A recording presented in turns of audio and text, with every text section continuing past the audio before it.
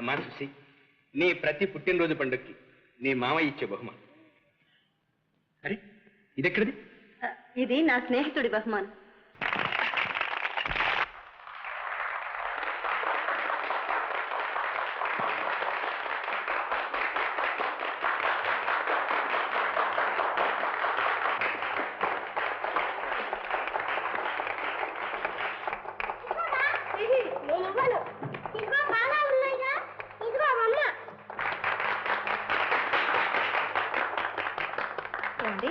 Baby ఎక్కడ? Baby ఇక్కడే ఉండాలిగా. ఇప్పుడు ఎలా వస్తావు చూస్తానులే.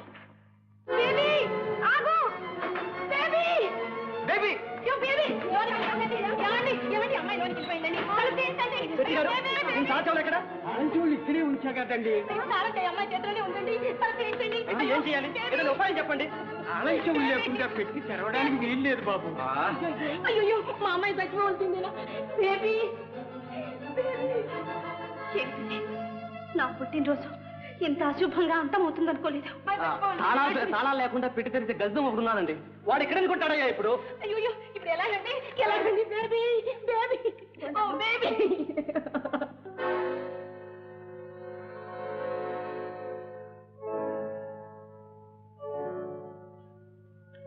తప్పుకోండి.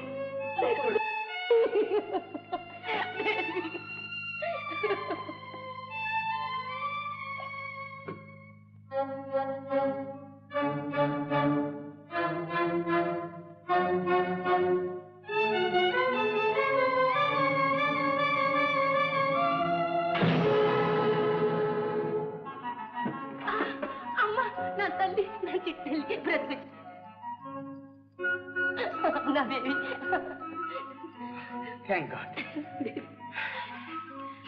నా బిడ్డను కాపాడా. చాలా అయితే ఆ గడ్డి దొంగ వీడేనా?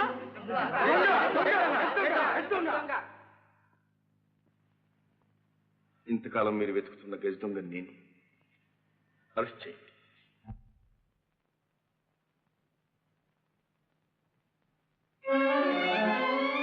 ఉద్యోగ ధర్మం ఎంత కఠినమైంది.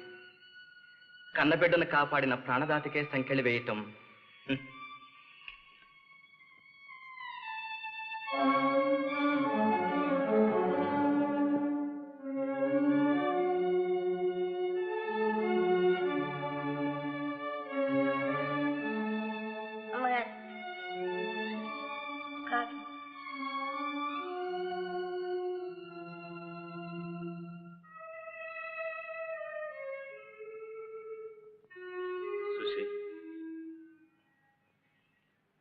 ఈవేళ వేణు కేసు విచారణ.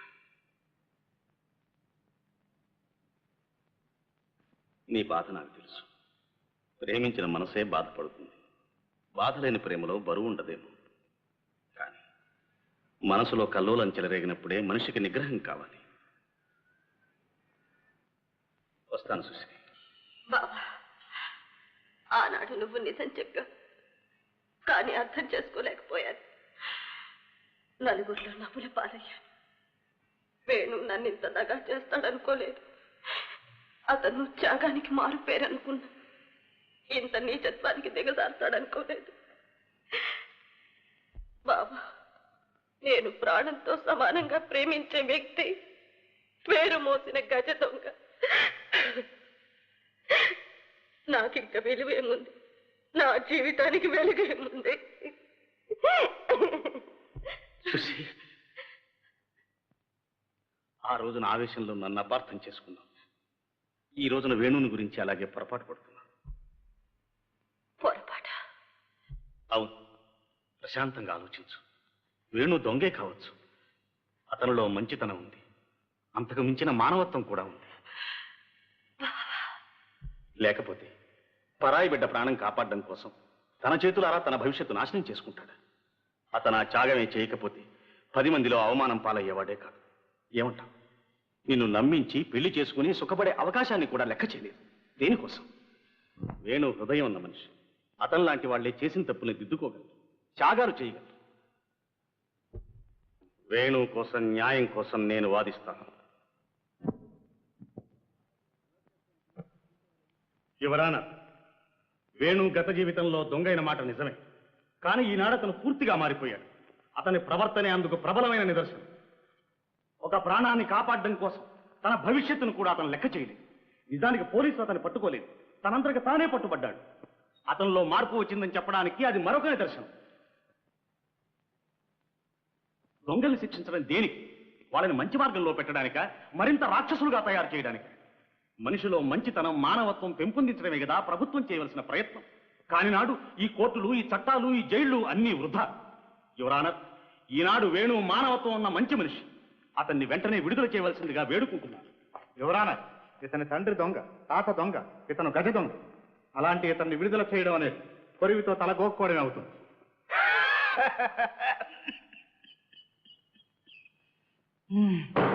Order order.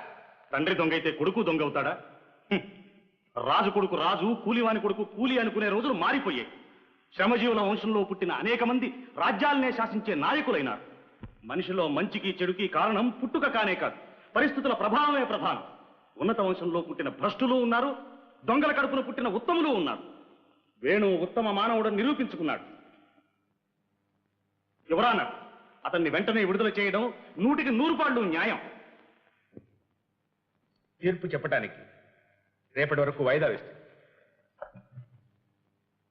ముద్దాయిలో హృదయ పరివర్తన జరిగిందనే నిదర్శనపూర్వకమైన డిఫెన్స్ వారి వాదనను కోర్టు వారు నమ్ముతున్నారు.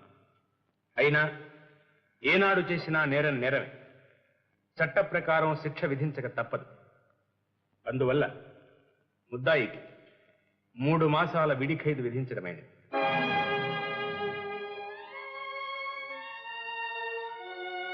ఎంత గొప్పగా వాదించాం మిస్టర్ వాసు. తండ్రిని మించిన కొడుకు అనిపించుకున్నావు. Thank you.